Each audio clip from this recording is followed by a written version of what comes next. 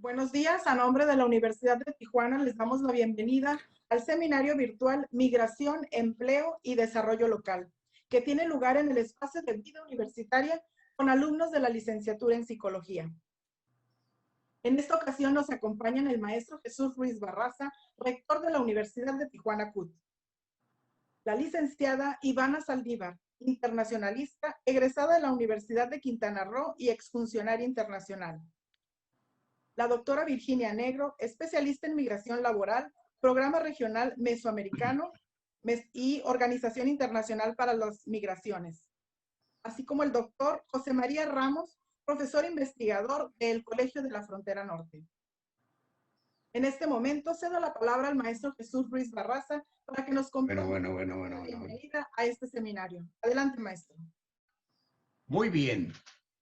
Le doy la bienvenida en forma muy afectuosa a la maestra Juana Ivana Saldívar, a la maestra Virginia Negro, al doctor Samuel Ramos, a todos los estudiantes y los maestros de la carrera de psicología de nuestra universidad en todos los campos. El tema que se va a abordar es de la mayor relevancia y puede estar vinculado a la carrera de psicología a través del gran programa que tenemos de la unidad transdisciplinar de investigación e intervención comunitaria. El tema de la migración es uno de los fundamentales para Tijuana, porque Tijuana ha crecido con base en la migración del interior de la República. Miren, cuando yo llegué en 1960 había 169,000 habitantes y ahora como está Tijuana, era impensado concebir que iba a crecer como se desarrolló. La migración es una potencia para el desarrollo de los pueblos. No debería haber barreras para que la gente pueda movilizarse de un país a otro. El defecto que tiene el TECMEC con Estados Unidos es que no contempla el tema de la migración. Los ciudadanos de Canadá pueden entrar y salir de Estados Unidos libremente, pero los ciudadanos de Baja California, de México, no pueden hacerlo. La migración, además, está caracterizada por triunfadores, por personas que deciden correr el riesgo, a veces muchos riesgos, porque luego hay bandas que los asaltan, hay mujeres que son violadas, hay mujeres centroamericanas que viajan con una cantidad importante de preservativos para evitar que las contagien porque saben que las van a violar. Es una cosa terrible, pero son personas valientes que llegan a Tijuana, se quedan en nuestras fronteras crecen y muchos de ellos pasan a Estados Unidos. Está poblado el estado de California de restaurantes promovidos y organizados por migrantes. Traen el sabor de la comida mexicana y son exitosos. Y abren un restaurante y tiene éxito, y luego abren otro con la idea de darle trabajo a más personas. El caso, por ejemplo, del fenómeno de la carne asada en Tijuana, que se inicia frente al Hospital San Francisco, porque en la esquina se vendían tacos y jugos de caguama y la gente decía que eran afrodisíacos. Entonces los varones, que éramos jóvenes, íbamos a tomarnos nuestros caldos de caguama y nuestros tacos de caguama, y nuestras mujeres se quedaban pues ahí. Llegaron unos poblanitos y pusieron 2 puestos de tacos que se llaman las humaredas, y ahí nació la carne asada de Tijuana, con la salsa mixteca, que es increíble y que es lo que hace la diferencia con el aguacate, con los rábanos, y creció tanto este fenómeno de la carne asada que tienen en Chula Vista, tienen en Los Ángeles, y este grupo, cada aniversario, que son todos de un mismo pueblo, del santo patrón de su pueblo, se llevan a los tucanes una semana para darle fiesta a su pueblo. Así de fuerte es la industria del taco en Tijuana. Son verdaderos triunfadores, pues generan empleo y generan desarrollo local, porque cuando uno se pone a implementar un negocio, genera empleo. Y no hay mayor satisfacción que tener en nómina 600 personas o más, como es el caso de la Universidad de Tijuana. Es algo extraordinario. Yo celebro que se haya organizado este seminario. Les doy la bienvenida. Son distinguidas investigadoras comprometidas con una gran vocación social.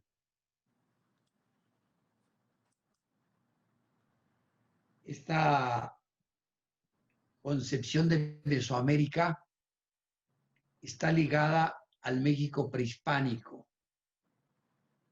Desde el río Fuerte en Sinaloa se traza una línea ondulante que va a llegar hasta el Golfo de México, y las culturas prehispánicas estaban al sur e iban hasta Centroamérica. Luego se ha descubierto que en Chihuahua había toda una ciudad importantísima, y en Sonora se han descubierto también otros vestigios un poco tardíos y con una arquitectura completamente distinta a la mesoamericana.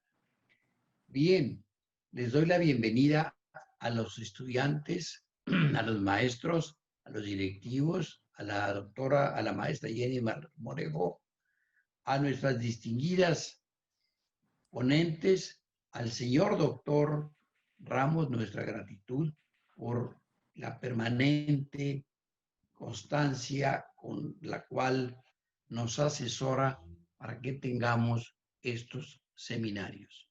Muchas gracias y felicidades. Muchas gracias, maestro, por su mensaje. Antes de escuchar a nuestra primera invitada, me permito compartir con ustedes lo siguiente. Ivana Saldívar cuenta con una licenciatura en Relaciones Internacionales por la Universidad de Quintana Roo, con estudios de maestría en Cooperación para el Desarrollo de la Universidad Jaime I de Valencia, España. Tiene una amplia experiencia en el ámbito humanitario y migratorio, especialmente con refugiados en la frontera sur del país, lo que la ha llevado a trabajar en el programa de las Naciones Unidas para el Desarrollo y el Alto Comisionado de las Naciones Unidas para los Refugiados, ambas agencias de la Organización de las Naciones Unidas, que cuenta con programas especializados en personas con necesidades de protección internacional, solicitantes de la condición de refugiado y refugiados reconocidos o beneficiados de protección complementaria en México. Queda con ustedes Ivana Saldívar. Adelante, Ivana. Hola, muchísimas gracias, maestro Ruiz, muchísimas gracias, Leticia, por esta presentación. Gracias, José María, por la invitación y por el desarrollo y la coordinación de este seminario. Gracias también a Virginia, que no la veo por ahí, pero de pronto se nos unirá, y también pues a los alumnos y maestros que se encuentran pues viendo este seminario. Le voy a pedir si se puede poner por ahí la presentación. Perfecto. Bueno, justo como el nombre del seminario lo indica, en esta ocasión les voy a hablar sobre las opciones de empleo, tanto para migrantes y refugiados en el país, cómo la integración de ellos beneficia el desarrollo local, y a través de esto también se promueve la participación de las personas refugiadas en algún contexto migratorio en la economía mexicana, y cómo gracias a ellos se puede crecer también la economía mexicana. Si me regalas la siguiente diapositiva, por favor. Gracias. Ok, para esto me gustaría empezar con un breve resumen sobre lo que es el significado de la integración local. Este es un concepto más bien utilizado para especificar, utilizado dentro del área de los refugiados, dentro del área de ACNUR, dentro del área del desplazamiento interno también, pero puede aplicar perfectamente a la migración en general. Este concepto surge como una de las 3 soluciones duraderas que se plantean a nivel internacional para los refugiados, pero que también, como les decía hace un segundo, aplica al fenómeno migratorio y a las personas, al fenómeno migratorio en general. Esto, de acuerdo con el Alto Comisionado de las Naciones Unidas para los Refugiados, que es el ACNUR, de los que Leti nos comentaba hace un momento, es un concepto al que se refiere a la integración de las personas y sus familiares, porque un dato muy importante es que a partir de 2016 la migración ha ido cambiando, el fenómeno migratorio ha ido cambiando de características, que si bien antes generalmente las personas que atravesaban México para llegar a Estados Unidos o que decidían moverse hacia México era un perfil de hombres solos, incluso algunas mujeres solas. A partir del 2015-2016 para acá se ha visto un cambio importante en el cual también viajan con sus familias. Como lo mencionaba el maestro Ruiz hace un momento, mujeres que viajan solas, mujeres que viajan con hijos, mujeres que viajan embarazadas, también familias completas, desde la abuelita, el sobrino, el nieto, el primo. Y bueno, este concepto de la integración local lo que busca es la integración de estas personas dentro de la comunidad de acogida. La comunidad de acogida es esta comunidad en la que las personas, tanto refugiadas como migrantes, han decidido o les ha tocado por azares del destino establecerse y continuar de alguna manera su vida dentro del país. En este caso sería pues México. Es un concepto sumamente importante porque se enfoca en destacar la autosuficiencia de las personas en un contexto de movilidad. Pero también, no solamente la autosuficiencia de, por ejemplo, yo como Ivana, puedo al fin tener un empleo y puedo, pues, tener autosuficiencia económica o puedo mantener a mi familia sin ningún problema. No, también se enfoca en la coexistencia pacífica con la comunidad, que es esta relación de respeto, apoyo y aprendizaje mutuo que se desarrolla con el intercambio diario y con un establecimiento ya directo en la sociedad. En este espacio me gusta siempre como recordar la parte en la que se visualiza al migrante no como al migrante o refugiado, no como una persona que refiere una carga impositiva o una carga, por así llamarlo, seguimos en la anterior, gracias, que refiere una carga para el país o el lugar en el que se ven forzados a llegar, ¿no? Sino más bien como personas que no llegan con las manos vacías, personas que tienen todo un bagaje cultural detrás de ellos, un bagaje educativo, que tienen conocimientos, que tienen habilidades óptimas para aportar a la comunidad a la que son recibidos. ¿Okay? No vamos a ver al migrante de una manera al migrante o refugiado, perdón, de una manera en la que podamos pensar en ellos como personas pues vulnerables o que no pueden aportar. Por el contrario, son personas que vienen con toda una escala de diferentes pues conocimientos, por así decirlo, y habilidades que aportan a nuestra comunidad cada vez que ellos llegan. La siguiente, por favor. Ahora sí. Ahora, en este sentido, lo anterior, es importante reconocer que la integración local es un fenómeno muy complejo y que no funciona de manera lineal ni de manera automática. Es un concepto gradual que tiene dimensiones legales, económicas y socioculturales. Y bueno, se va desarrollando, depende de las consideraciones o de las demandas que cada una de las personas migrantes va requiriendo. Esto es especificado tanto a las personas migrantes bajo el concepto de migración económica o las personas migrantes bajo el concepto de una migración forzada, que serían refugiados o personas desplazadas internas. Ahora, hablaremos de cada uno de las dimensiones, perdón, muy brevemente. La legal significa, de la manera más tajante, la serie de tramitaciones a los que una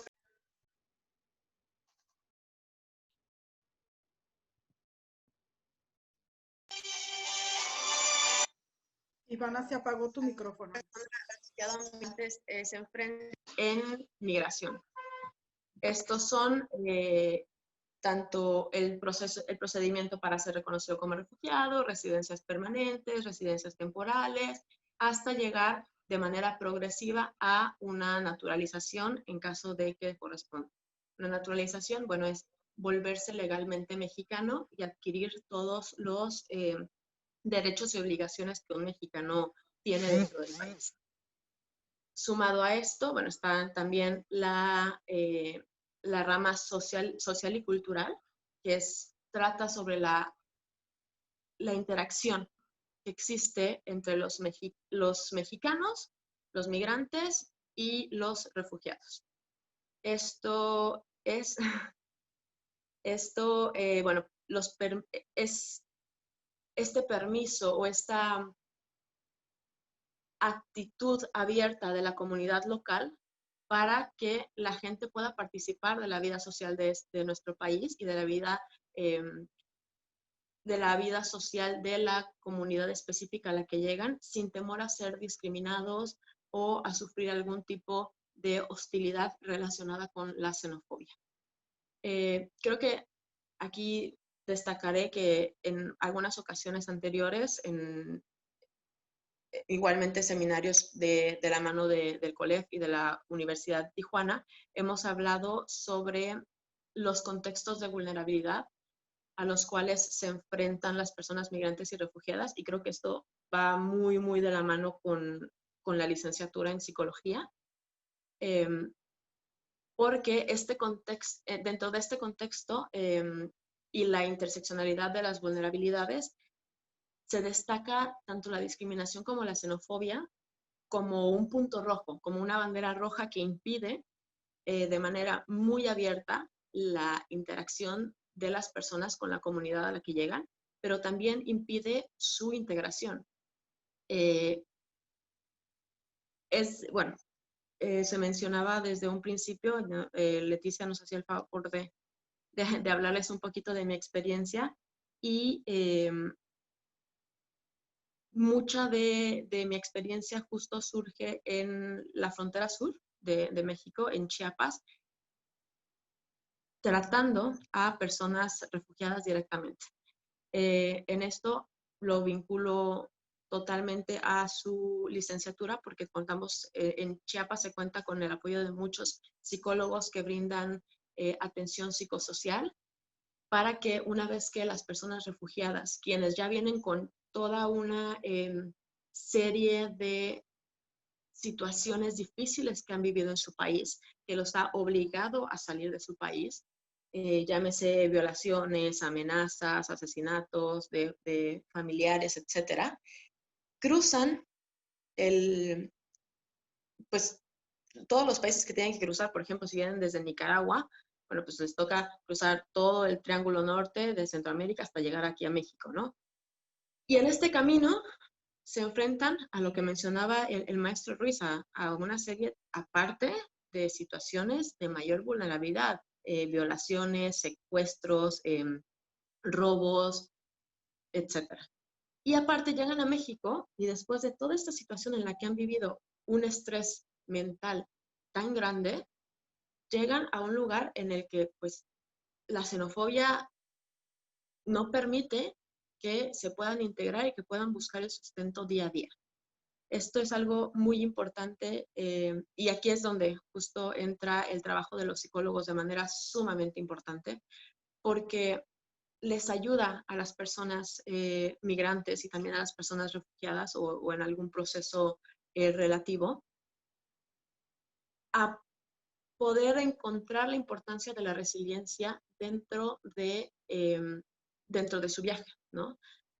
Destacar la resiliencia que ellos mismos ya tienen, no les inventaré nada, ustedes ya saben que ellos mismos ya tienen, pero que pues de cierta manera a veces está un poquito como escondida o un poquito olvidada, y una vez que ellos han podido establecer esta nueva conexión con ella, pueden integrarse de una mejor manera, ¿no? Ahora, de nuestra parte como mexicanos, claramente la disminución de la discriminación y la xenofobia es inversamente proporcional a la integración de las personas. O sea, si se disminuye la discriminación y la xenofobia, aumenta la cantidad de integración de las personas y a la vez también se disminuyen las vulnerabilidades a las que las personas se enfrentan. Eso es en el ramo sociocultural. Ahora nos vamos al ramo económico. El aspecto económico de la integración local, tanto en los migrantes como en los refugiados, hace referencia a cómo gradualmente estas personas se van volviendo autosuficientes, de manera en la que pueden ayudarse tanto ellos mismos como contribuir a la comunidad y a su economía local. En el aspecto económico de la integración local, justo creo que lo podemos considerar como un obstáculo muy claro el que representa. ¿Por qué? Porque si una persona no encuentra un sustento económico, alguna manera de conseguir un sustento económico, pues no puede acceder a los servicios básicos y no puede sostener a su familia de la manera necesaria, ¿no? No digamos que alcance unos niveles, pues, por encima de la media nacional, sino que, pues, bueno, si ni siquiera puede conseguir un empleo en el cual tenga el salario mínimo y pueda en las escalas pertinentes mantener a su familia, pues bueno, ahí también resulta esta carga impositiva, carga psicológica y mental que otra vez afecta a todo el proceso de integración local. En el ámbito de la economía, creo que es en donde existen esfuerzos muy, muy específicos por parte de las organizaciones, tanto organizaciones de la sociedad civil, gobiernos locales, el gobierno federal, organismos internacionales, en los que se busca promover la autosuficiencia para que a través de eso se encuentre una estabilidad económica para las personas y pueda promoverse esta integración de la que hemos estado hablando. La siguiente diapositiva, por favor.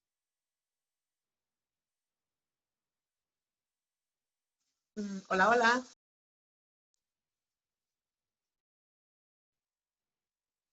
Hola, hola. Gracias.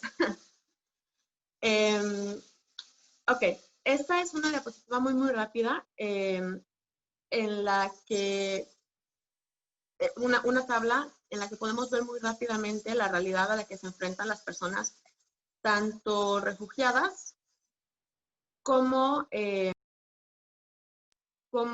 personas migrantes. Aquí, por ejemplo, vemos una muestra sobre el empleo formal, el empleo informal, cuánto porcentaje de personas tienen un negocio propio y el porcentaje de desempleo. Estamos hablando que cerca de un poco más de un 50% de personas solicitantes de asilo y un 30% de refugiados reconocidos se encuentran en desempleo, mientras que un 43% y un 50% respectivamente se encuentran en un empleo informal. Esto es que están buscando ellos en realidad una opción de empleo. Sin embargo, bueno, conocemos un poco también la realidad del país y nuestras realidades locales y pues que ellos se enfrentan también a esta misma problemática, ¿no? ¿Sí me puedes regalar la siguiente diapositiva, por favor? Gracias. Ahora, ¿cuáles son los esfuerzos en el área para el desarrollo económico que existen? Destacan muchos, como el primero es la Organización Internacional para las Migraciones. Ellos tienen varios proyectos. Uno de los que más recientes es la Feria Municipal del Empleo para personas en contexto de migración. Ahora, yo estoy segura que más adelante Virginia les tocará los temas de los proyectos de integración que ellos tienen más específicamente. No me voy a meter en una camisa de 11 varas y le dejo el tema a ella, que ya lo sabrá pues manejar de memoria, pero pues bueno, creo que es importante destacar desde el principio su actuación o la actuación de este organismo. Por otro lado, tenemos también organizaciones de la sociedad civil en diversos estados. Los estados que juegan como un rol clave a nivel nacional son Chiapas, Jalisco, Ciudad de México, Coahuila, Nuevo León y entre otros que tienen una mayor visibilidad justo de los proyectos en esta materia. Ahora, también tenemos, por otro lado, otro organismo internacional, hermano de la OIM, que es el ACNUR, que es el Alto Comisionado de las Naciones Unidas para los Refugiados. Ya habíamos hablado anteriormente de ellos. Y esta iniciativa muy en específico, de la que quiero hablarles, se comparte de la mano con justo los actores o los gobiernos estatales y actores de la comunidad social de los estados antes mencionados, que son Chiapas, Jalisco, Ciudad de México, Coahuila y Nuevo León. Este programa se llama Programa de Integración Local del ACNUR y justo lo que busca este proyecto es promover la vinculación tanto laboral, la vinculación educativa, la búsqueda de una vivienda y el acompañamiento psicosocial de las personas refugiadas reconocidas dentro de México. Es un proyecto que se lleva a cabo desde el 2016 y hasta la fecha tiene alrededor de 7,000 beneficiarios.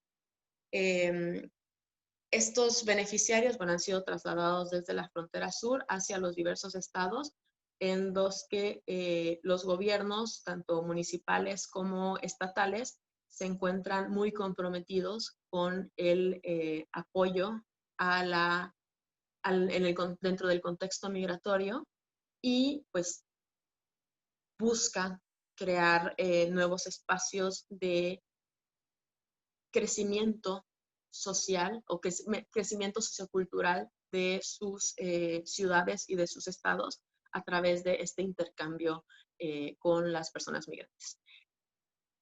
Por otro lado, tenemos que este mismo programa ha tenido una tasa de un 80% de éxito y el 6 de cada 10 familias han logrado salir de la pobreza extrema. 6 de cada 10 familias beneficiarias del proyecto han logrado salir de la pobreza extrema.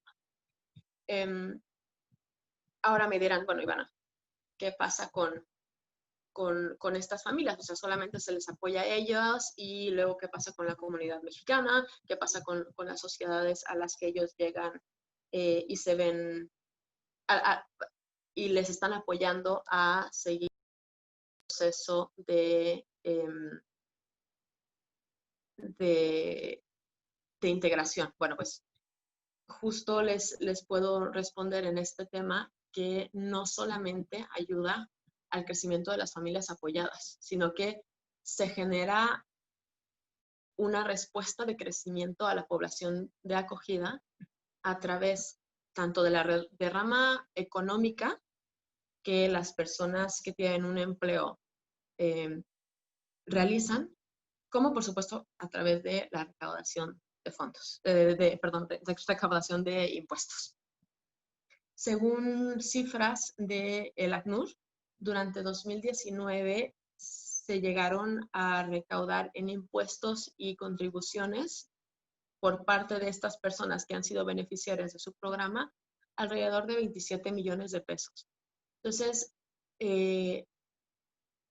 podemos ver ahí o destacar este crecimiento y este apoyo también al gobierno y a México de parte de las personas que han llegado en un contexto pues sumamente vulnerable, pero que pues obviamente esto no significa que ellos no tengan ganas de salir adelante, ¿no? O que no tengan o que no estén buscando, ¿no? Una oportunidad para continuar con su vida y desarrollarse y apoyar y dar agradecimientos a el lugar en el que se encuentran actualmente, ¿no?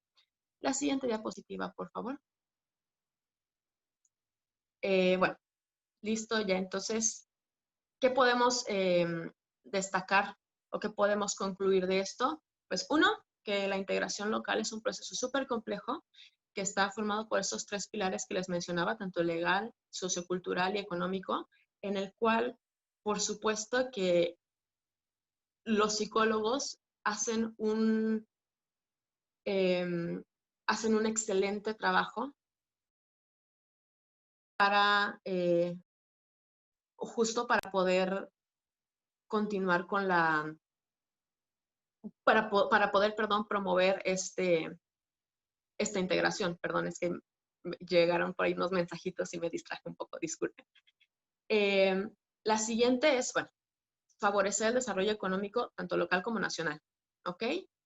Siguiente, brinda un espacio de intercambio y enriquecimiento cultural, el cual nos beneficia a todos. No, recordemos que México nunca ha sido un país que cierra las puertas, para nada. México ha sido siempre un país que abre los brazos y da la bienvenida a las personas que por algún motivo tengan que ingresar a México, ¿no? Ya sea turístico, ya sea cuestiones pues de migración forzada, o ya sea cuestiones de migración económica o de lo que sea, pues bueno, México siempre ha tenido esta cultura nacional de bienvenida y de la cual obviamente pues nos enriquecemos en muchos aspectos, ¿no?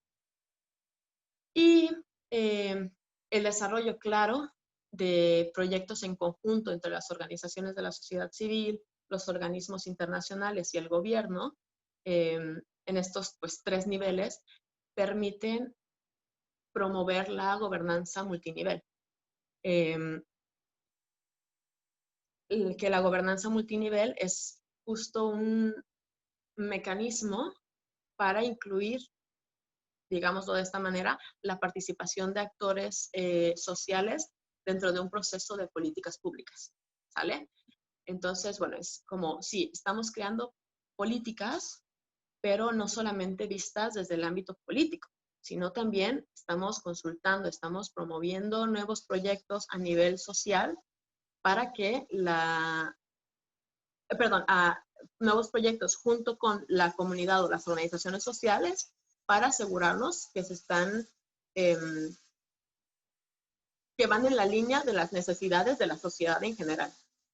Y bueno, obviamente esta gobernanza multinivel lo que hace es favorecer el desarrollo del país en tantos ámbitos como la política pública lo requiere, ¿no? Si lo requiere desde cuestiones económicas, cuestiones sociales, cuestiones culturales, bueno, ya según el enfoque que la política pública le dé, es como la gobernanza multinivel va a ir actuando. Y la importancia de que los proyectos conjuntos de tanto la sociedad civil como los organismos internacionales y el gobierno promuevan la gobernanza multinivel, es justo que nos lleva a este desarrollo del país, desarrollo de la sociedad, desarrollo de todo México, no solamente de las personas migrantes o refugiadas que son los directos, por así decir, beneficiarios de estos proyectos. La siguiente. Bueno, listo. Eso es todo de mi parte. Muchas gracias por su tiempo y estoy atenta a cualquier duda que pueda surgir.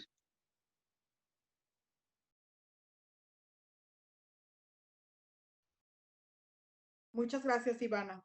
Antes de tomar la palabra a la siguiente invitada, permítanme compartir con ustedes lo siguiente.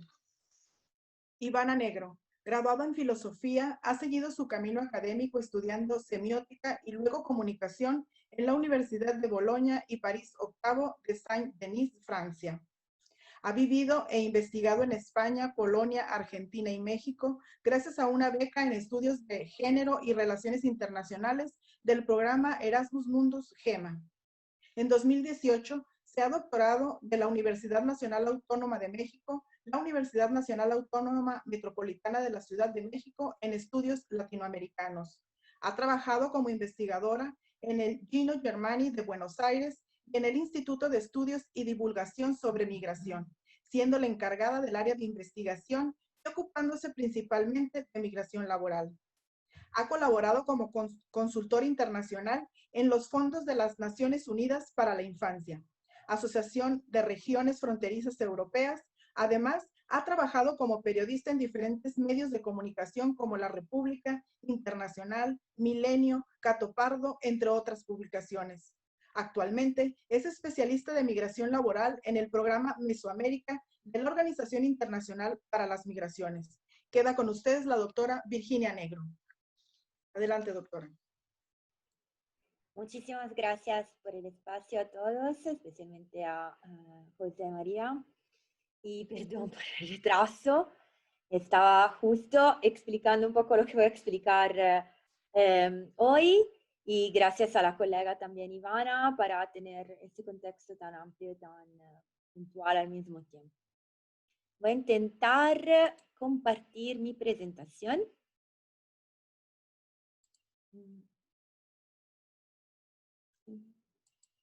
Ok, entonces la van a poner ustedes, perdón. Perfecto.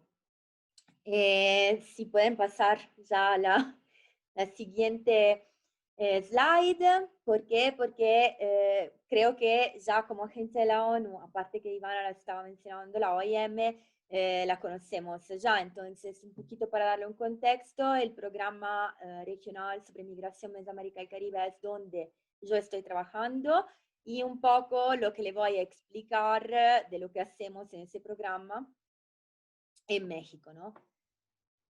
Entonces, si pueden pasar a son muchas slides por eso, entonces, podemos ir un poco más rápido si quieren. Entonces, la presentación del programa no es tanto para hacernos publicidad, pero más bien para darle un poco el contexto de cómo funcionamos a nivel regional. Creo que es importante tener presente que el fenómeno migratorio en México es un fenómeno migratorio regional y entonces también ver cuáles son las herramientas que no solamente a nivel de país, pero a nivel de región tenemos como agencia.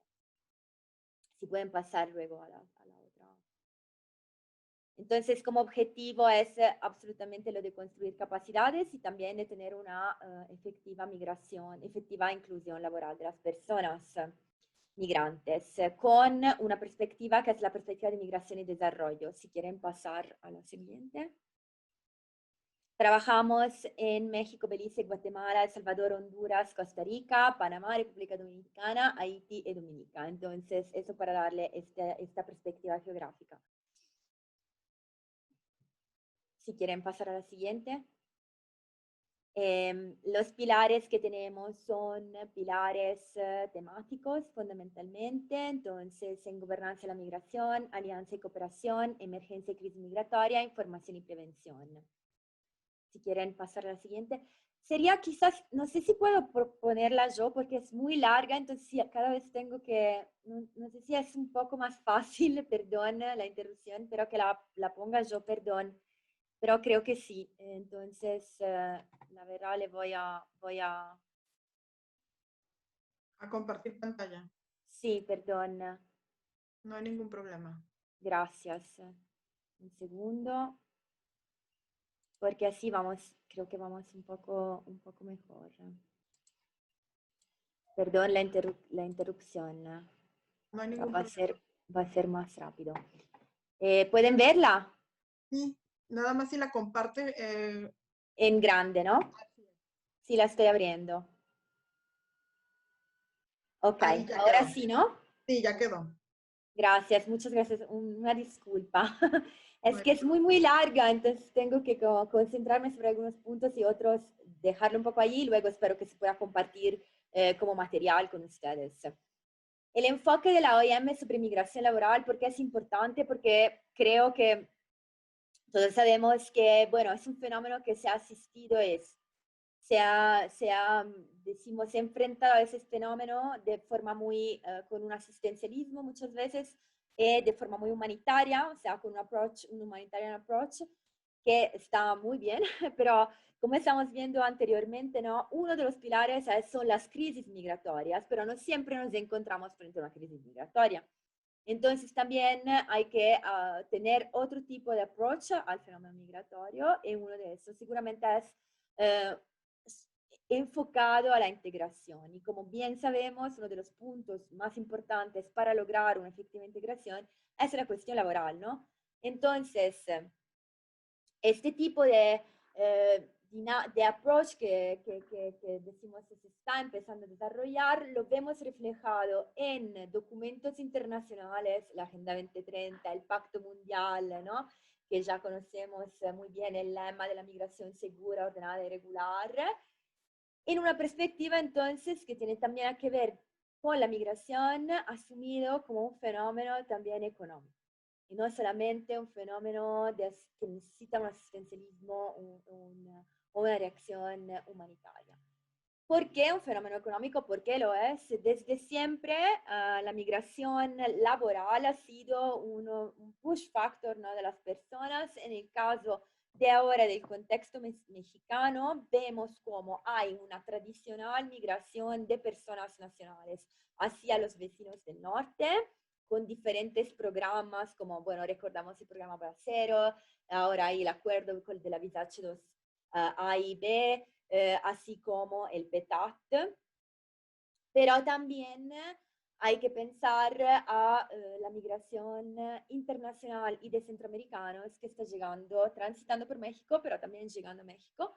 Entonces vemos cómo existen, el número de las personas migrantes es un poco, pero continuamente en aumento, y representan también económicamente un 3.5% de la población mundial, aportando a un 9.4% del PIB mundial. Vemos como esos son datos del Banco Mundial. ¿Hay desafíos? Sí lo hay, porque toda la aportación que podemos tener como país, ¿no? Por parte de una persona trabajadora migrante, solamente la podemos tener y la podemos hasta medir como con efectos positivos si se inserta en un mercado formal. Entonces, fundamentalmente, el punto está ahí, ¿no? Decimos. Acá hay algunas estadísticas. Le voy a pasar la presentación, entonces quiero ir como más bien a los conceptos. Los conceptos de migración y desarrollo son centrados sobre una visión de la persona, de la comunidad, de pertenencia a la persona, de sus familiares. Se ven, hay varios estudios también del COLEF, además, que indican cómo, por ejemplo, hijos, sobre todo eso con personas nacionales al extranjero, hijos de familiares de trabajadores migrantes, tienen un nivel de escolaridad superior a los de sus familiares. ¿Por qué? Porque claramente hay una inversión, ¿no?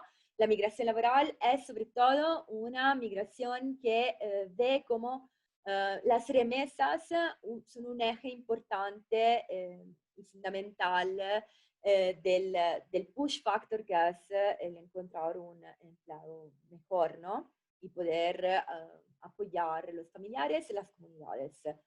Es interesante notar ahora cómo se tenía, se tenía en consideración que las remesas iban a bajar en ese momento de pandemia. Y increíblemente, nunca desde el 95 han sido tan altas como el mes de marzo y abril. Entonces, vemos cómo en realidad, en momentos de dificultad, las personas trabajadoras migrantes siguen enviando remesa, pero aún más. Entonces, también es muy interesante, ¿no?, pensar este tipo de dinámica. Quiero también un momento para recordar algunos programas como el 3x1, sí, perdón, me salió 3x2, que fue implementado en varios estados, entre los cuales Zacatecas, Puebla, Michoacán, que eran, creo que ahora ya no existe, pero por cada $1 de remesa de una persona procedente de estos estados, se daba, o sea, el programa proporcionaba $1 por parte del Estado federal, por parte del estatal, ¿no? Entonces, se ayudaron comunidades enteras a desarrollar infraestructura, proyectos, diferentes proyectos. No solamente a nivel familiar, entonces a nivel de individuo, que aumenta sus skills, proporciona las remesas a sus familiares, ayudando a las nuevas generaciones en implementar su calidad de vida, pero también a nivel comunitario, ¿no? Hay un fuerte sentido a la comunidad de pertenencia, entonces también aportan en ese sentido a la comunidad de origen y a los países de destino. ¿Por qué? Porque rejuvenecen la fuerza laboral, si se insertan en el mercado formal también aportan al welfare state, al sistema pensionístico, a todo el sistema de seguridad social y además sin hablar de la cuestión de la diversidad del enriquecimiento a nivel cultural, ¿no? Acá otras cifras, no me quiero repetir, sobre las remesas del Banco Mundial. El contexto migratorio de México, ya la colega hizo como un panorama, entonces no me voy a detener mucho, es muy rico en todos los sentidos. Quiero dividirlo un poquito para intentar tener una taxonomía, pero no solamente hay diferentes tipos de migración, o sea, es un país de expulsión, decimos, de tránsito y de destino, pero también pensamos en la riqueza a nivel de procedencia que tiene México. Hay ahora, justo hace unos meses, salió un estudio de la UPM, de la Unidad de Política Migratoria, sobre los migrantes internacionales, con un aumento, sobre todo en frontera sur, en ciudades como Tapachula, de personas procedentes de África, de Pakistán y de muchísimos otros países que no pertenecen a la región. Aparte, la migración regional, ¿no? Entonces, vemos también esta riqueza a nivel geográfico, también a nivel justamente del tema de la migración laboral.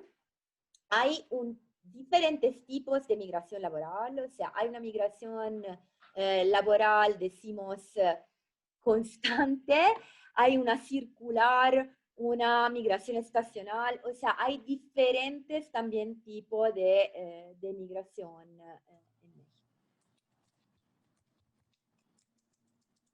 Acá también quería un poquito detenerme sobre el contexto de ahora, porque, bueno, aparte siendo italiana, no sé si quería compartir un momento, una reflexión sobre la cuestión migratoria, como es importante justamente en este momento de reactivación económica, ¿no? la experiencia europea y sobre todo de Italia, que ha sido uno de los primeros, el primer país afectado en Europa por la pandemia y muy duramente. El decreto de relanzamiento económico que hemos tenido hace un mes y medio prevé un artículo que es el 34, donde fundamentalmente el punto principal es atender el fenómeno migratorio a través de un programa de regulación. Definiendo trabajadores, o sea, definiendo sectores donde hay un número muy elevado de personas trabajadoras migrantes, muchas veces en situación irregular, que son sectores esenciales. Uno de esos seguramente es la agroindustria.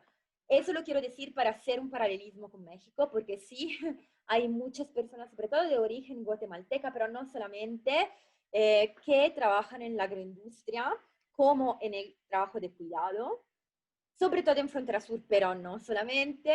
Entonces, ese paralelismo tenemos presente viendo las acciones que está implementando, por ejemplo, otro país como Italia, donde ideológicamente, además, no se tiene absolutamente decimos, un approach muy abierto a las personas migrantes en ese momento, pero ha sido fundamental tener ese programa por la cuestión de la pandemia. Y le explico también un poco por qué es bastante intuitivo. Si no hay una forma de registro de las personas y una forma para poder atender a los posibles focolares que pueden surgir pandémicos, entonces hay un descontrol sobre la situación sanitaria y un riesgo muy fuerte también por la comunidad de acogida. Fundamentalmente se hizo para eso, muy pragmáticamente. Y eso no significa decir que los migrantes son portadores o vehículos de COVID. Eso significa simplemente decir que todos lo somos y que se necesita una protección integral de seguridad social para todos ahora, nacionales como extranjeros, todos los que se encuentran en el territorio, para protegernos todos. Entonces, la protección de uno mismo es la protección también del otro. Yo creo que esa es una gran lección que también tenemos que aprender de ese momento complicado y sensible. Entonces, acá teníamos, perdón que me detení mucho, pero creo que era importante, un poco las cifras de los trabajadores que solo en la agroindustria trabajan y son trabajadores migrantes muchas veces, sin contar el trabajo de cuidado, como estaba diciendo, ¿no? Entonces, acá algunos de los últimos datos migratorios de la UPM. Así, ¿por qué necesitan más protección aún? O sea, lo necesitamos todos, más protección aún lo necesitan los trabajadores migrantes porque se encuentran muchas veces en una situación de desprotección debido a, como estamos diciendo, a una condición de irregularidad. Pero no solamente, también cuando se encuentran en condición regular, muchas veces por una falta de red de apoyo, por una falta de conocimiento sobre sus derechos, tienen un acceso limitado a los servicios y muchas veces igualmente se insertan en el mercado informal, con todas las consecuencias que eso implica a nivel de derechos, ¿no? Entonces, bueno, acá hay muchas estadísticas, una que me gustaría luego poderle compartir como algunos materiales. Tenemos una DTM, que son estudios y levantamientos de datos que la OIM hace puntualmente. Ahora se levantaron algunos datos en frontera norte con la población MPP, o sea, la que está bajo del Migration Protocol Program, sobre sus planes de vida migratorio. Son muy interesantes porque también se puede ver cómo en realidad sí, Estados Unidos sigue siendo muchísimas veces el destino, la meta final, pero en realidad el plan migratorio puede cambiar frente a la posibilidad de encontrar una mejor situación laboral.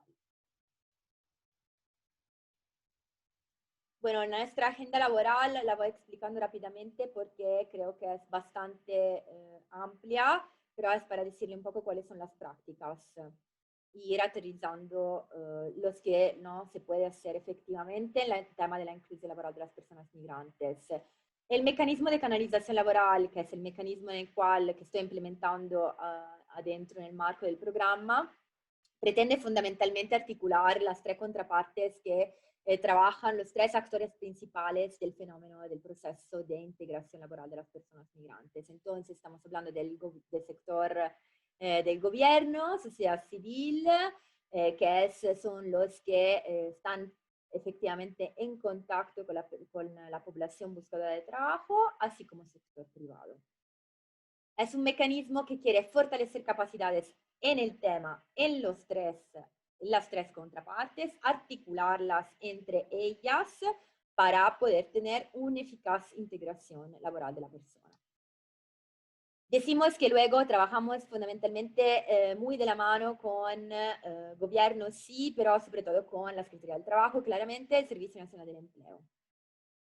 Tenemos varias herramientas, entre las cuales una plataforma que se llama iCampus. También ahí le voy a compartir con mucho gusto luego las direcciones, porque es completamente gratuita y ahí la verá muchísimas herramientas y muchísima información interesante sobre el tema. En México también hemos desarrollado varios cursos específicos, pero quiero ir un poquito más a la práctica, entonces hablarle de otra herramienta que tenemos, porque es importante, porque nos permite tener como también la posibilidad de articular, sí, sector privado, sociedad civil, en una lógica global, o sea, en una lógica global, pero luego implementada en lo local. En lo local en México como en todos los países de Centroamérica, porque las ventanillas informativas, que son fundamentalmente dirección de atención a la persona migrante, direcciones municipales, implementadas por la OIM, existen en todo el territorio regional. Entonces, con la posibilidad, ¿no?, también de tener de compartir información, de poderse articular entre ellas en los diferentes países. En México son 16 de momento, las estamos implementando, como pueden ver, sobre todo en frontera sur. Le explico un poco cómo funciona el mecanismo de las jornadas laborales, de inclusión laboral para las personas en contexto de movilidad. ¿Por qué? Porque son un poco un microcosmo que explica muy bien el mecanismo de canalización laboral. Entonces son un ejemplo muy puntual, pero también que yo creo que concreta bastante bien cómo funcionamos y cuáles son nuestras prácticas, ¿no? Cuando se decide hacer una jornada de inclusión laboral para personas en contexto de movilidad, por ejemplo, le pongo un ejemplo Tijuana, donde hemos hecho varias, en colaboración con la Dirección de Atención Municipal a la Persona Migrante de Tijuana, en colaboración con el Servicio Nacional del Empleo y con otras agencias internacionales. La primera cosa que hacemos es tener charlas y pláticas informativas con el Servicio Nacional del Empleo en albergues para convocar la población, pero también para escuchar cuáles son sus necesidades y, más bien aún, o sea, para darles ya un panorama sobre cuáles son los servicios del Servicio Nacional del Empleo a los cuales pueden acceder y también a apoyarle en la solicitud a la inscripción al portal del empleo. Todo esto con los funcionarios del Servicio Nacional del Empleo. Tenemos también un taller siempre con el Servicio Nacional del Empleo, esta vez acompañados también por el Instituto Nacional de Migración, específicamente para sector privado. El sector privado que convocamos con sus vacantes a la jornada. ¿Por qué? Porque muchas veces hay personas de recursos humanos que no saben nada del tema, entonces ahí le introducimos al tema con nuestra plática como IM, pero sobre todo con la plática del Instituto Nacional de Migración y todos los trámites que son necesarios, ¿no?, para regularmente contratar a una persona extranjera.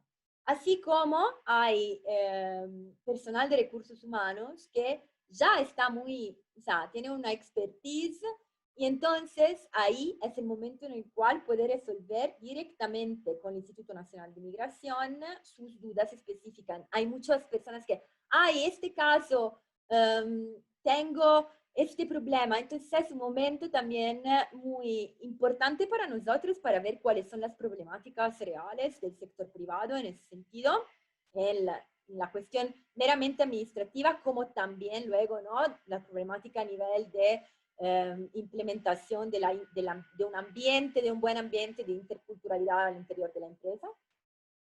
Pero también es un momento para resolver cuestiones muy puntuales. Entonces, también tenemos esa parte de taller de fortalecimiento de capacidades para el sector privado, ¿no? Y luego una jornada consular en la cual se convoca a la población que va ahí a arreglar un poco sus papeles antes de poder participar a la jornada de inclusión laboral, ¿no? Que fundamentalmente es una feria de empleo. Entonces, ¿qué prevé? Prevé una vinculación directa entre vacantes, empresas, persona buscadora de trabajo. Proporcionamos el transporte a partir de los varios albergues y además ahí encuentran en principio un taller de habilidades blandas, de construcción de un currículum, y luego se abre la feria con otras instituciones que muchas veces nos acompañan para poder asesorar a la población directamente también en el sitio, que pueden ser entonces ACNUR, puede ser el INAMI, y muchas veces otras instituciones, a veces también bancos. Una problemática muy grande es la de la inclusión financiera de las personas y la dificultad que muchas veces se tiene en abrir cuentas bancarias para personas extranjeras, a pesar de una ley, que es la 132, que en realidad determina que con cualquier documento de identificación válido, entonces tarjetas, por ejemplo, por razones humanitarias adentro de eso, comprendida, pero en realidad cada banco luego tiene sus normas discrecionales y pide, por ejemplo, exclusivamente el INE o exclusivamente el pasaporte, con una dificultad en poder abrir cuentas bancarias para las personas extranjeras. Acá algunos resultados, y tampoco es para hacernos mucha publicidad, es más bien para decirle qué herramientas tenemos, porque uno de los resultados que yo creo son muy importantes son estos manuales para empleadores en México, que recopilan, decimos, todas las buenas prácticas que hemos tenido a lo largo de estos 2 años de trabajo en el tema, así como los obstáculos encontrados con una serie de recomendaciones. La guía para personas que desean emplearse en México, que hemos hecho con el Instituto Nacional de Migración, la Organización Internacional del Trabajo también, y muchísimos otro material informativo. Me gustaría luego detenerme un poquitito más, perdón, pero sí sobre eso, porque creo que estando en el colegio y trabajando mucho con ustedes de la mano en específica línea de actividades, creo que es importante compartirla.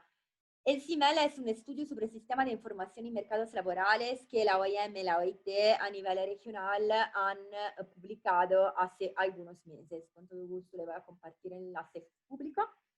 Con diferentes, es un estudio regional, pero que tiene apartados nacionales, ¿ok? Entre los cuales México. Hemos visto cómo existen diferentes fuentes de información sobre mercados laborales y migración. En México hay muchas, la problemática, por ejemplo, de El Salvador es otra, hay pocos datos. En México hay muchísima producción de datos sobre perfil laboral de las personas, sobre mercados laborales, sobre cantidades de periodos, o sea, sobre todo lo que concierne a la migración. Conocemos muy bien el EMIF, que además tiene la capacidad de tener unos datos sobre migración regular como irregular, importantísimo, para tener estudios prospectivos que sirvan verdaderamente. Lo que pasa en México es que hay una dificultad de articulación entre todas esas instancias que producen datos. Con esta línea de trabajo lo que queremos hacer es articularlas y tener la variable migración adentro de los estudios y sobre mercados laborales. Entonces hemos creado un grupo de trabajo justamente con COLEF, justamente con la UPM, justamente con INEGI, para poder desarrollar algunas recomendaciones del estudio y también atender esta problemática de la articulación regional en datos. ¿Por qué los datos son tan importantes para crear políticas públicas efectivas, ¿no? Ahorita estamos trabajando y creo que es algo que puede interesar sobre un taller de herramientas de visualización de datos a funcionarios de la UPM y del COLEF. Este taller ha sido muy bueno, lo estamos replicando justo ahora, se terminó ayer con funcionarios del Ministerio del Trabajo en Guatemala y en El Salvador. Y queremos que estos funcionarios sean ellos mismos los vehículos, decimos, los capacitadores de periodistas, de académicos y de todas esas figuras y actores que son claves en la difusión de los datos sobre migración, ¿no? Entonces, queremos seguir también con esa actividad. También implementamos sistemas institucionales de recolección y análisis de datos sobre flujos migratorios en la UPM, sobre todo, pero también con el COLEF una iniciativa muy importante ha sido la del EMIF, en la cual hemos estudiado e implementado un módulo específico sobre perfil sociolaboral de la persona, para tener un perfil mucho más preciso de las personas trabajadoras migrantes ahora.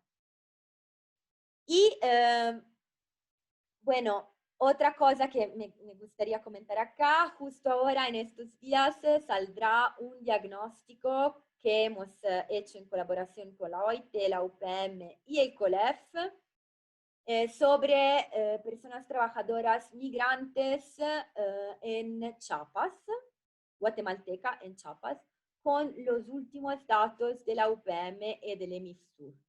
Y creo que también es una herramienta importante para empezar a pensar y a impulsar un programa de movilidad laboral que pueda ser efectivo para ese tipo de migración tan histórica y tan importante, aún en un momento de pandemia como este. Entonces creo que es una reflexión importante y una información sobre todo importante que hemos creado. Tenemos diferentes otros programas que la verdad creo que son tantos que los voy solamente a nombrar porque luego si quieren tener más información, el Sistema Internacional de Integridad de la Contratación, importante porque estamos viendo también cómo existe una cadena de suministro del trabajo, ¿no?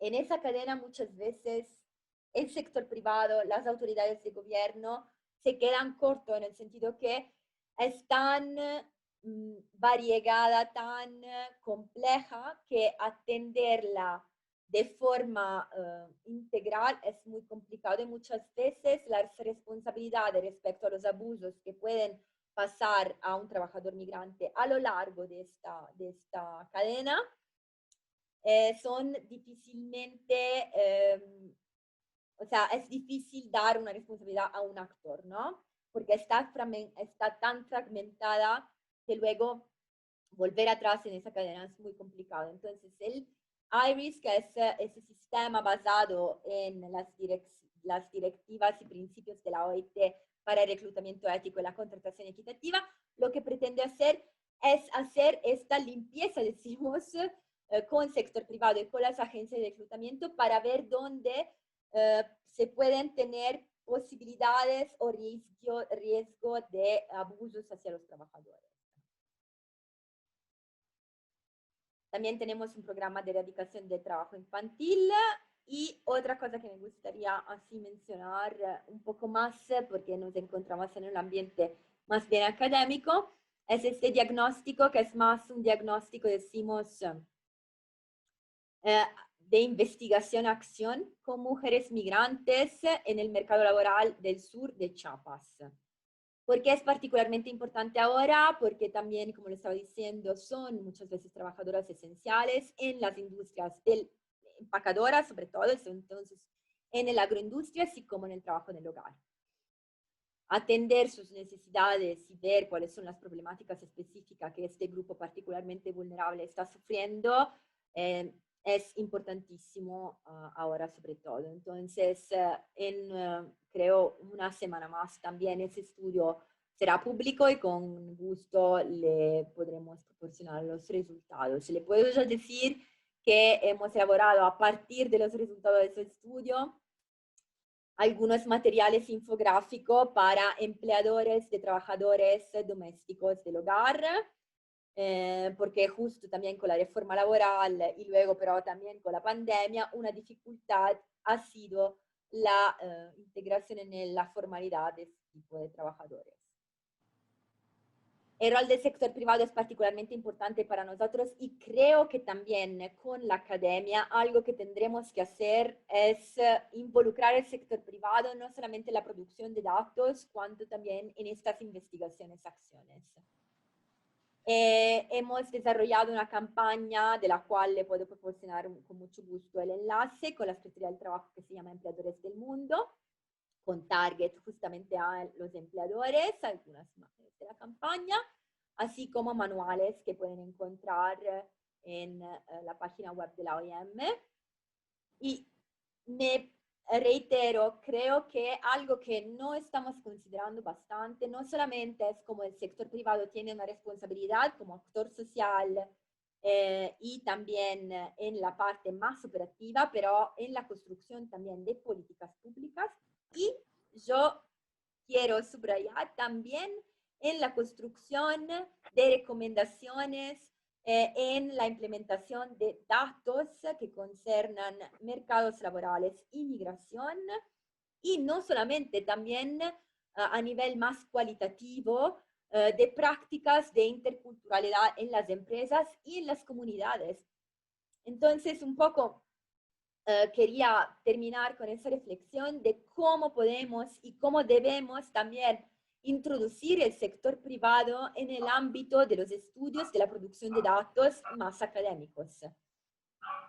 Y bueno, con todo gusto podré contestar junto a mis colegas a todas las preguntas y dudas que puedan surgir y también a todo lo que puedo aportar a nivel de material o a nivel de recursos.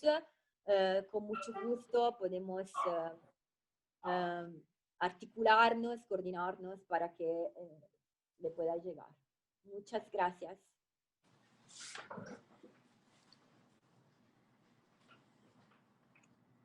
Muchas gracias, doctora Virginia. Enseguida toma la palabra el doctor José María Ramos, profesor del COLEF, para realizar algunos comentarios sobre las opiniones vertidas en este seminario. Adelante, doctor. Muchas gracias, Leticia.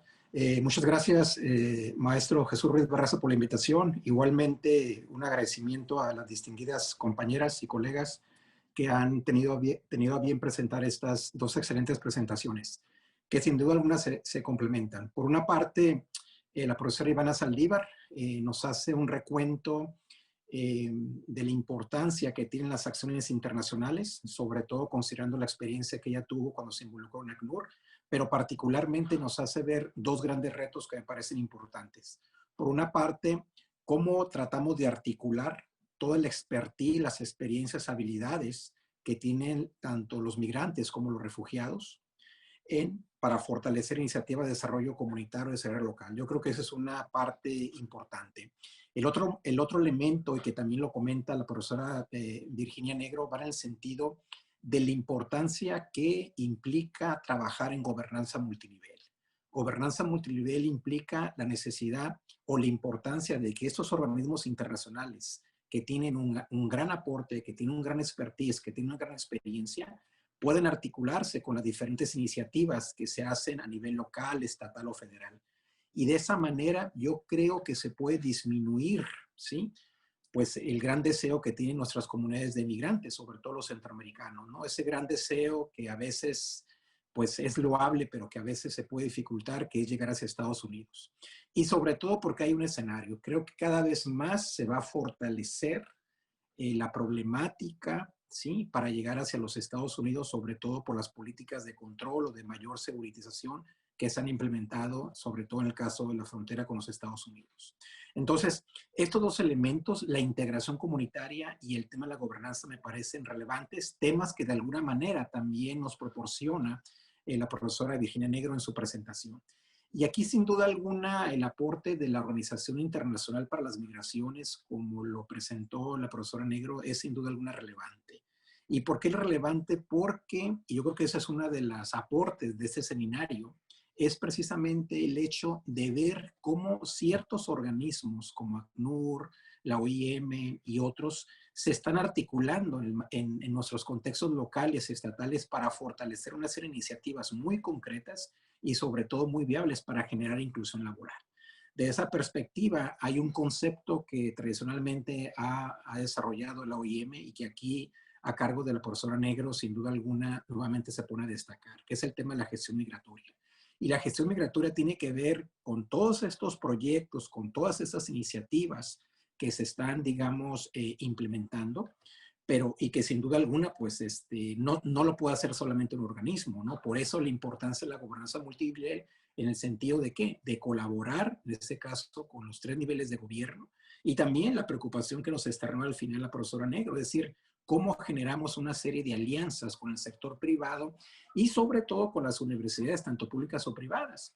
Y esto se asocia a otros de los seminarios que igualmente se tuvo a bien desarrollar y que en la parte de educación se va a volver a enfatizar, de qué alternativas les podemos ofrecer, en este caso, a nuestros estudiantes, tanto nacionales, connacionales, locales y regionales, pero también porque tenemos comunidades migrantes que en algún momento determinado se quieran involucrar en algunos procesos educativos.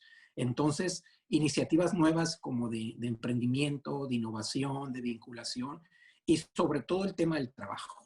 Por lo tanto, visto desde esta perspectiva y sobre todo con este escenario que estaría vislumbrando, repito, que es cada vez más la creciente dificultad para que nuestros migrantes puedan llegar hacia los Estados Unidos. Por lo tanto, esas opciones que se están planteando, sobre todo tanto para el caso de frontera sur y frontera norte, son sin duda alguna importantes, ¿no? Simplemente lo que se ha logrado hacer con las comunidades haitianas en el caso de Tijuana, yo creo que es algo importante. Bien, y finalmente, una pregunta para la profesora Ivana Saldívar, para generar un poco de discusión. La pregunta en concreto sería, ¿qué es desde la parte internacional y sobre todo con esta lógica de fortalecer un esquema de cooperación internacional para el desarrollo, qué otro tipo de condiciones se requerirían en este caso para que el sector educativo, las universidades, tanto públicas o privadas, se vinculen con ese tipo de esfuerzos? Y para el caso de la profesora Virginia Negro, la pregunta sería de qué ha sucedido en este caso con las poblaciones centroamericanas que han llegado a frontera norte, si se han vinculado a algunas iniciativas que ustedes han estado emprendiendo. Muchas gracias. Ok, bueno, muchas gracias.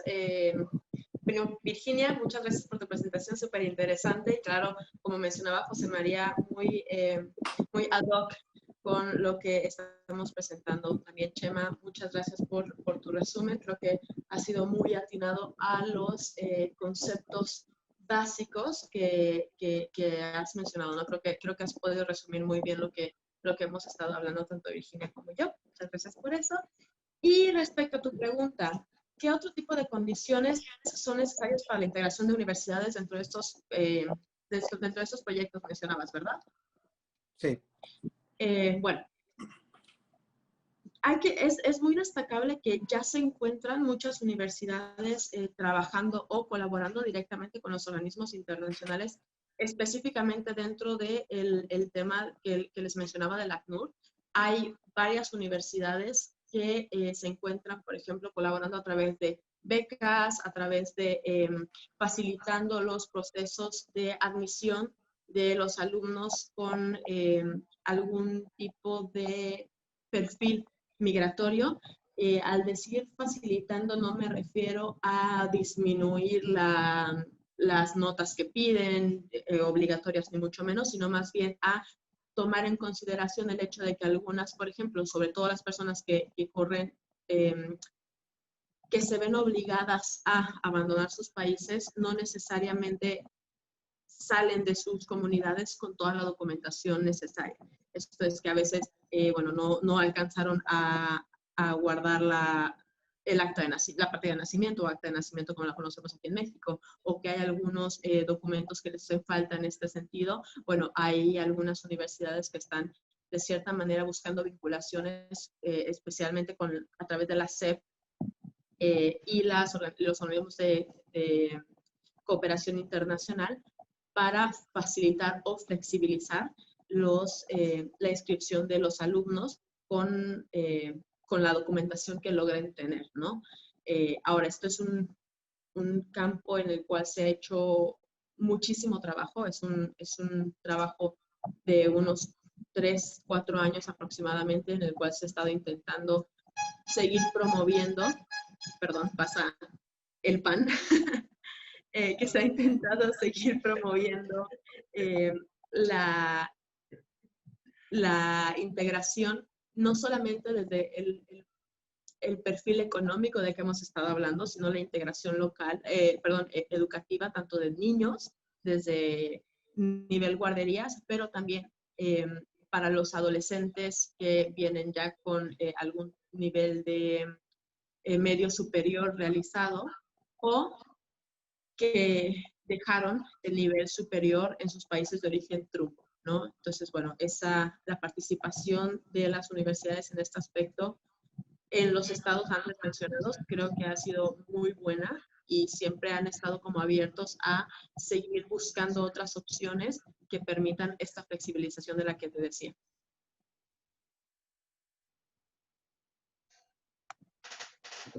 Muy bien. Doctora Virginia, ¿quiere responder a la pregunta también? ¿Algún comentario? Muchas gracias a todos, muchas gracias por la pregunta, José María. Creo que, bueno, estaba buscando, ahora se lo voy a poner en el chat, la DTM, que es la de Tracking Matrix que tenemos con una encuesta de levantamiento de datos en Frontera Norte, que salió justo en el específico en Juárez ahorita, hace una semana. Bueno, Juárez es un poco como microcosmo de la Frontera Norte, pero creo que ahora lo importante también es pensar efectivamente a una población migrante que queda un poco suspendida también, ¿no? Entre dos mundos, que es la de los MPP. Porque ya, por definición, estaba quedándose en esa frontera como suspendida un poco. Ahora, con la cuestión de la pandemia y de los procesos de asilo que son parados prácticamente en Estados Unidos, la cuestión seguramente se ha complicado aún más, porque estas personas deben quedarse en México. Entonces, quisiera contestar a esa pregunta hablando un poco de esta específica población que me parece que representa en su máximo grado la dificultad a veces de la integración laboral de las personas migrantes. Porque aunque tengan una FMM por razones humanitarias que le permite tramitar una CURP, muchas veces ese trámite resulta incompleto, o RENAPO, el Instituto Nacional de Migración, no están perfectamente coordinados, cosa que hace que fundamentalmente muchas personas se encuentren con CURP caducadas que no logran renovar y entonces no pueden insertarse en el mercado formal. Creo que el problema de la informalidad en la frontera norte es muchísimo menor respecto al problema de la informalidad en el lugar del empleo que la frontera sur. Entonces, creo que la problemática mayor es exactamente esa, es una problemática de tipo administrativo, más que una problemática, decimos, a la base en la transición de la informalidad a la formalidad. Pero aún así es una problemática que hay que resolver y tiene mucho que ver con articulación interinstitucional, ¿no?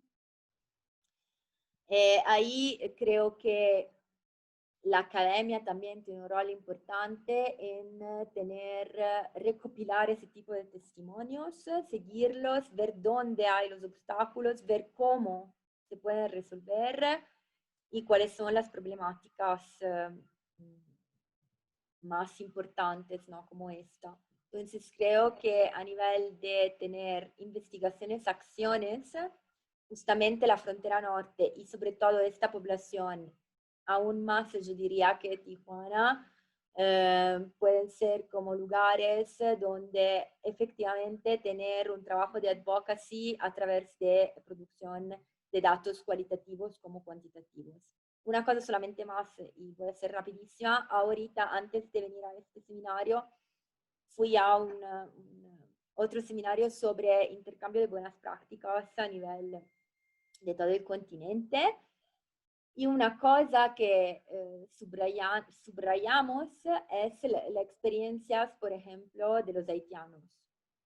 Y yo creo que también ahí habría que repensar a nivel académico de tener un material sobre esa experiencia porque fue particularmente exitosa y no tanto, muchas veces no se cae en discursos muy populistas, decimos sobre, los haitianos, recuerdo cuando fui a varios talleres con el sector privado, los haitianos son gran trabajadores, no es una cuestión de procedencia, nosotros lo sabemos bien, no es algo que algunas culturas tengan y otras no, es más bien una serie de condiciones que se van dando y que permiten la integración de las personas. Estas condiciones habría que investigarla, sistematizarla para poder tener efectivamente una documentación sobre qué funcionó, ¿no? En algunos casos, ese creo que es un caso particularmente sobre el cual reflexionar. Muy bien, muchas gracias. Una de las preguntas que realizan nuestros estudiantes de psicología dice lo siguiente: ¿cuál ha sido la adaptación del migrante en su inserción laboral ante la contingencia por COVID-19?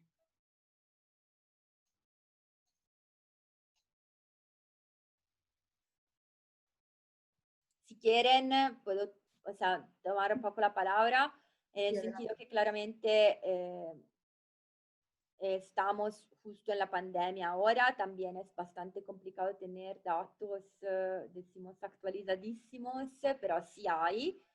Y, por ejemplo, eso le puedo compartir, aparte, como le estaba diciendo, luego podemos articularnos, coordinarnos para varios materiales que estamos produciendo y que hemos producido también frente a la cuestión del COVID y a los cambios en el flujo migratorio que esto ha determinado.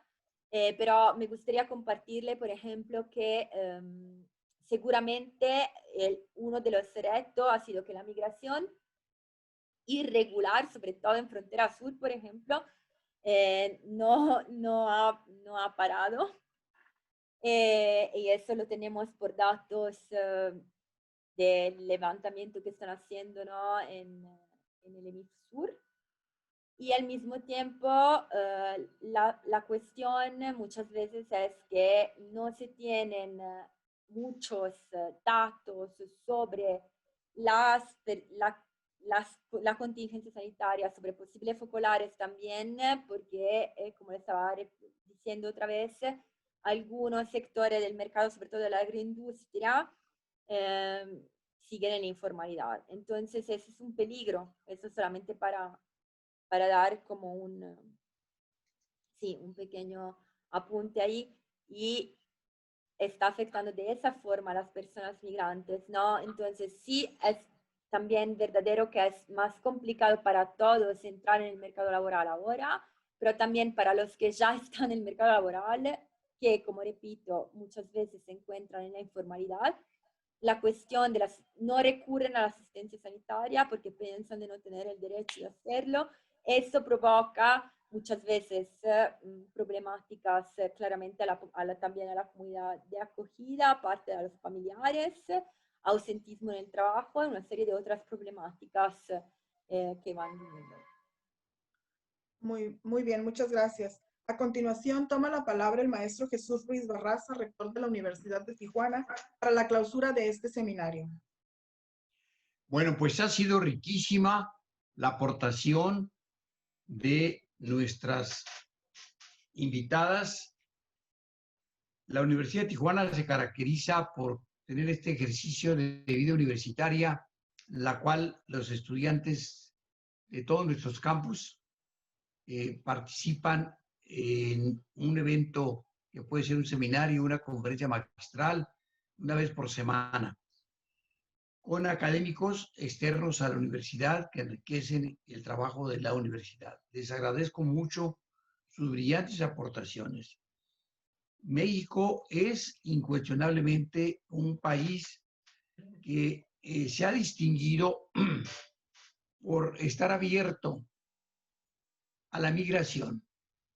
Es un país que en la época del general Cárdenas, por ejemplo, acogió a la comunidad española, republicana, después de la derrota de la República, y fue una migración privilegiada para México, además, porque vinieron muchos intelectuales, personas de muy alto nivel, que tuvieron la virtud de crear el Colegio de México, que se convirtió en una institución de una enorme relevancia en la que se forman muchos de nuestros intelectuales, pensadores, investigadores. Bueno, incluso a Trotsky se le acogió en esa época, al movimiento artístico perseguido en Europa, que formaba Leonora Carrington y otros artistas distinguidos. Luego, en la época del presidente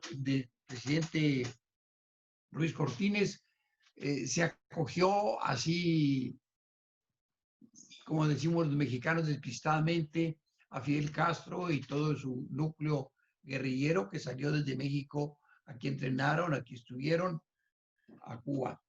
En los 70, la terrible represión que se generó en Centroamérica, en Sudamérica, como consecuencia de la implementación de las dictaduras militares, vinieron cualquier cantidad de argentinos, de chilenos, sobre todo, donde México jugó un papel fundamental en la época del presidente Echeverría para traer a México a la esposa del presidente Allende cuando fue asesinado con su familia, de haber intentado traer al gran poeta chileno, que murió un día antes de que saliera para México, y que vinieron a intervenir de manera muy importante en la formación de varias instituciones educativas. La UAM se fortaleció mucho. Hoy la UAM, en una publicación que se acaba de dar a conocer, resulta que ya subió sobre la UNAM y sobre el Tecnológico de Monterrey.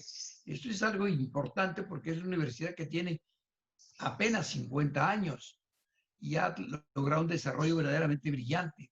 Jugaron un papel muy importante migrantes que fueron acogidos por México por ser perseguidos, que de un gran nivel intelectual, y el CIDE mismo, que es un organismo público, se inició con muchos maestros chilenos. Ahora han defeccionado un poco y están tirados mucho a la derecha, pero tienen un origen de ese tipo. Y también de Centroamérica, las guerrillas que defienden sandinista, como Edén Pastora, como Ramírez, Sergio Ramírez, se formaron en México. Era común y es común que de Centroamérica vengan a la UNAM a estudiar como si fuera su país. México es un país de acogida. Y en los tiempos actuales, nuestra universidad se ha distinguido en Tijuana por ser ser la principal universidad, aún siendo privada, de acogida a la comunidad migrante que ha llegado, sobre todo de Haití y también de Centroamérica, los ha acogido como estudiantes. Tenemos una comunidad de haitianos que vienen a estudiar en nuestra universidad,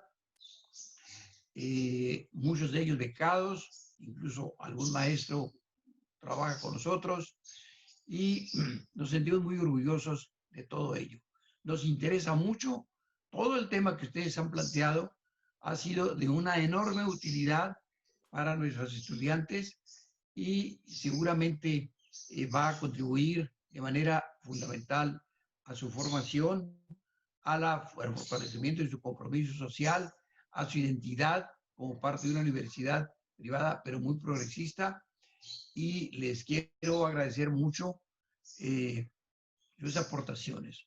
Al doctor Ramos por el resumen brillante que hizo de las dos ponencias de nuestras invitadas, a los maestros, a los estudiantes, a todo el mundo. Muchas gracias. Estamos muy contentos, muy felices de tenerlas con nosotros. Doctor Ramos, de nuevo, muchas gracias por tu generosa participación y asesoramiento. A los estudiantes y a los maestros, muchas felicidades. Estamos muy contentos en esta mañana. Felicidades y un aplauso. Bien, muchas gracias. Muchísimas gracias, doctor Ruiz. Muchas gracias por la invitación. De esta manera llegamos al final y con estas palabras de despedida de nuestro rector, pues les agradecemos, les reiteramos nuestro agradecimiento a nuestros invitados especiales, también a los estudiantes que se mantuvieron conectados hasta el final de esta transmisión. Gracias a todos, que tengan buen día.